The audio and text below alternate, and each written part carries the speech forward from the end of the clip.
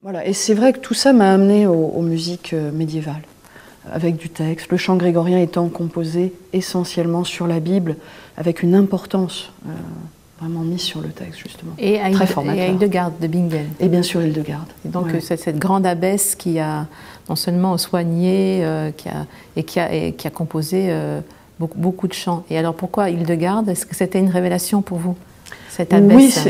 Oui, bien sûr. C'était une révélation au sens voilà, où un beau matin, quelque chose de neuf est arrivé dans ma vie et dans celle de beaucoup de gens apparemment dans les années 90, quand on a entendu Hildegarde de Bingen chanter par Sequentia et d'autres groupes, les premiers groupes, comme Christopher Page, magnifique disque au passage. Hildegarde, c'est un peu vraiment la femme libre, la première femme libre avec la dimension à tout point de vue. C'est une musicienne, une guérisseuse, une politicienne, une philosophe, vraiment quelqu'un qui a développé ses dons, on peut dire, au mieux.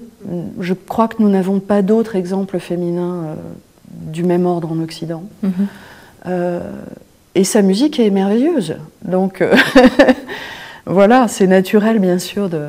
Et ça vous permet aussi, je crois que j'ai vu ça récemment vous concernant, d'ouvrir sur on va dire un patrimoine purement féminin, hein, parce qu'on parle beaucoup du féminin sacré, un petit peu à toutes les sauces. Hein, et là, vous faites un spectacle qui rend hommage à ce féminin sacré, pour dire que les femmes aussi, elles ont eu leur place dans ce patrimoine culturel, ce patrimoine musical.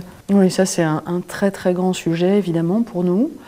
À la fois la rencontre des cultures, à la fois la mise en valeur de cet aspect du sacré, qui effectivement correspond à notre époque. On a vraiment besoin que le féminin soit retrouvé, et Dieu sait qu'il est en danger en ce moment, sur la planète. Oui. Ça n'est pas gagné, ça n'est pas... Il ne faut pas avoir l'impression qu'on met le féminin à toutes les sauces, pas du tout. Le féminin est en danger. Les femmes sont la première minorité persécutée sur la planète. Et nous avons besoin de retrouver ces racines qui sont absolument essentielles, mais je pense qu'on y reviendra, c'est un grand sujet. C'est un grand sujet.